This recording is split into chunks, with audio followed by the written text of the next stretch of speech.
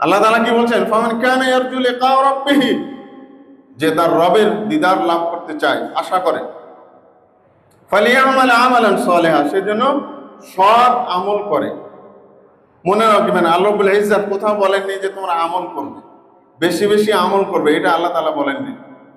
যেখানেই বলেছেন সেখানে বলেছেন আমালে সালেহ করতে হবে।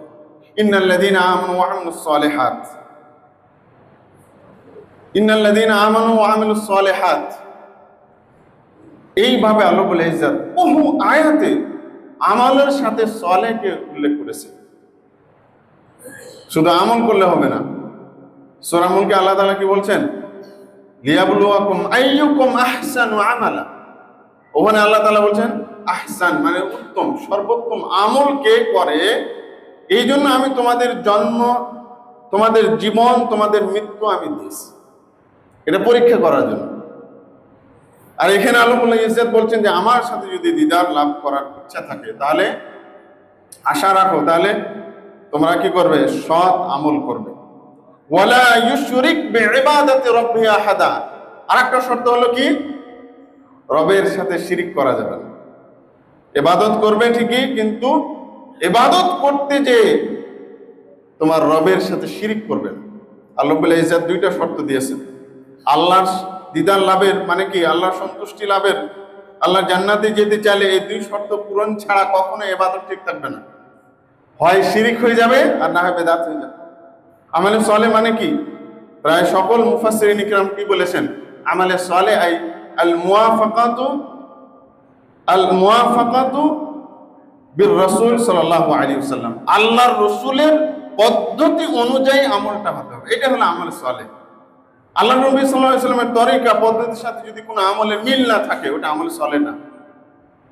প্রিয় দিনী ভাইরা, এই জন্য আমাদেরকে কি করতে হবে, আমলে সালেহ করতে হবে, আমলে কাসীর করতে হবে না, অনেক আমল করতে হবে না।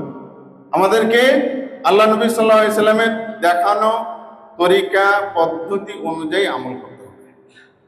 আর এটা যদি মিস যায়, মনে করেন আপনি শিরিক মুক্ত, ঠিক আছে, কিন্তু আপনি ইবাদত করতে যে নিজের মন গড়া করছেন, কিংবা কোনো ব্যক্তির শেখানোর তরিকা পদ্ধতি অনুযায়ী করছেন, তাহলে ওই ইবাদত, ওই আমলটা তখন আর থাকে না, ওটা আমলে সালেহ হয় না, ওটা কি হয়ে যায়, গুনাহের কাজ হয়ে যায়, ওটা হারাম কাজ হয়ে যায়।